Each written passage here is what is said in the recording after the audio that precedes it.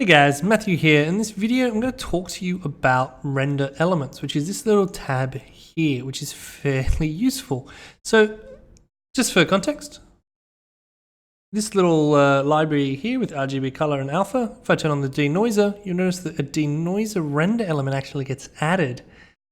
And when I press render, all those sections that we were seeing before in the denoiser video will appear, and all of those kind of parts are kind of called render elements. So that's fundamentally what a render element is. But I mean, that's not exciting, right? I mean, like the denoiser is a render element. Here we go. That all these are render elements, great. But the point is that there's other ones as well. So if I click in this box here, I can choose from a whole bunch.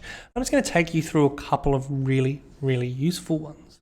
So the first one that's super useful is if I scroll up and have a look down, diffuse extra text, geometric normals is really powerful.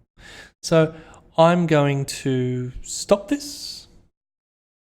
I'm going to put the quality to, when I have a chance, I'm going to put the quality to draft. So it's super fast because I'm just trying to show you stuff to give you a good idea of what's doable.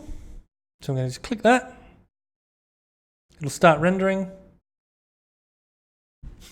And we're back. And you'll notice that now I have the original image, and I can also choose this normals option to get the geometric normals. And what's important here is that, say for example, everything that's pink is facing in a very particular direction, and everything that's this bluish color is facing in a very particular direction. These two are the same color because they're both facing up. These two are the same color because they're both facing down. That actually you can begin to use this thing to very quickly select images,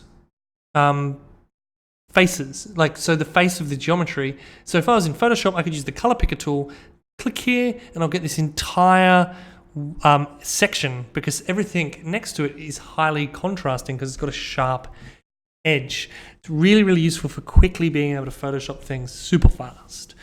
There's a whole bunch of other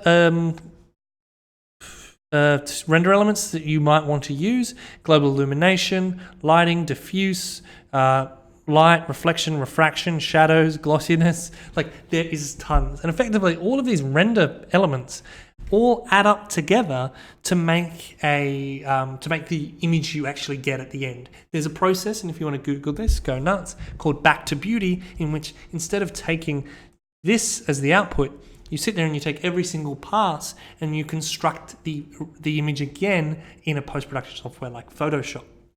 But if you're interested in that, look it up yourself.